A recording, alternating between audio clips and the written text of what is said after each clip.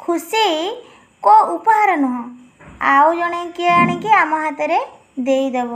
मो मतरे खुशी होची एक निष्पत्ति जहाँ आमको निजे निजको नवाक पड़ो।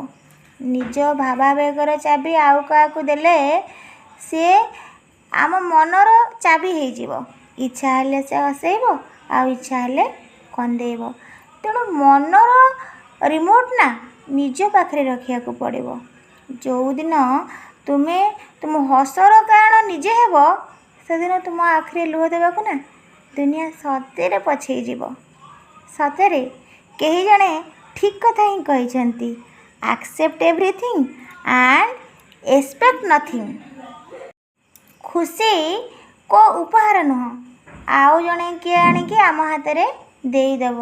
मो मतरे खुशी होची एक निष्पत्ति जहाँ आम